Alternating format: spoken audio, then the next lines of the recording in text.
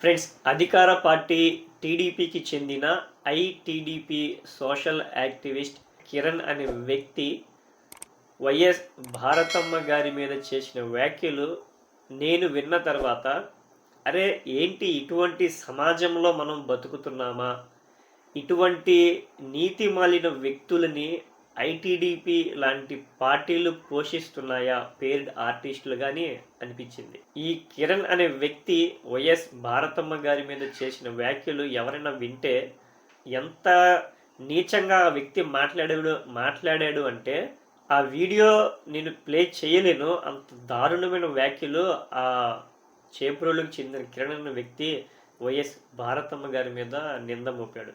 YS Bharatamma గారినే కాదు, జగన్మోహన్ రెడ్డి గారి, వైఎస్ భారతమ్మ గారికి చెందిన ఆడపిల్లల మీద కూడా ఆ వ్యక్తి, నీతిమాలిన వ్యక్తి అభాండాలు వేశాడు. నేను సూటిగా అడుగుతున్నా చేబ్రోలు కిరణ్ని, నిన్ను ఏ విధంగా పెంచారు నీ తల్లిదండ్రులు?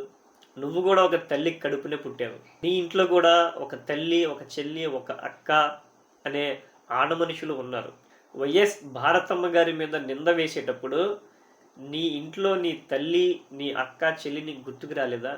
ఎవరైనా నీకు సంబంధించిన వ్యక్తులు, నీకు సంబంధించిన వ్యక్తులు కాకపోయినా నీ కుటుంబంలో ఉన్న ఆడవాళ్ళ మీద నింద వేస్తే నీకు ఎంత కాలుద్ది? ఇప్పుడు అదే జరిగింది. వైఎస్ జగన్మోహన్ రెడ్డి గారి అభిమానులు, రాజశేఖర్ రెడ్డి గారి అభిమానులు, వైఎస్ భారతమ్మ గారి అభిమానులు ఊరుకోరు. వైఎస్ భారతమ్మ గారు అంటే ఏమనుకున్నాను అసలు? వైఎస్ రాజశేఖర్ రెడ్డి గారి కోడలు, జగన్మోహన్ రెడ్డి గారి సతీమణి.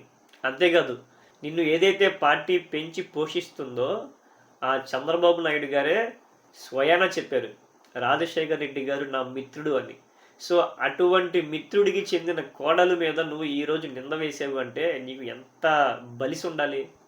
ఇన్ ఫ్యూచర్లో ఎవరైతే ఈ ఐటీడీపీలో ఉన్న లో క్యాడర్ వ్యక్తులు, అంటే పోస్టులు పెట్టేవాళ్ళు, ఈ విధంగా మాట్లాడేవాళ్ళు, పై క్యాడర్ మాకు ఏదో చేస్తుంది, పై క్యాడర్ మాకు అండగా ఉంటుంది అనుకున్న వ్యక్తులు ఇన్ ఫ్యూచర్లో ఒకవేళ వైఎస్ఆర్సిపి ప్రభుత్వం ఏర్పాటు చేస్తే పై క్యాడర్లో ఉన్న వ్యక్తులంతా కూడా ఫారెన్కి పారిపోతారు.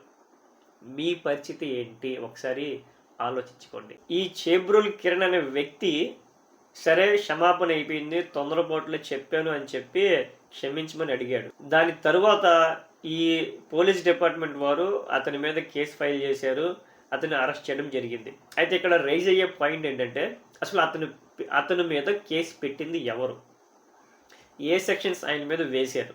పోసాని కృష్ణ గారు ఎప్పుడో చేసిన వ్యాఖ్యలకి, పోసాని గారి చేసిన వ్యాఖ్యలు కంపేర్ టు ఈడు చేబ్రోలు కిరణ్ చేసిన వ్యాఖ్యలతో పోలిస్తే పోసాని గారు చేసిన వ్యాఖ్యలు చాలా చిన్నవి.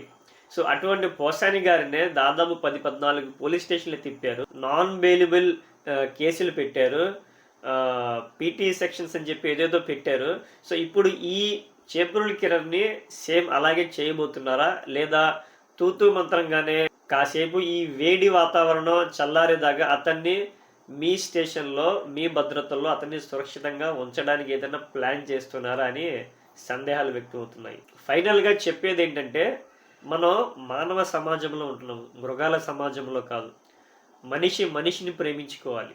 రాజకీయాలు చేసుకోండి, విమర్శలు చేసుకోండి, తప్పు కాదు.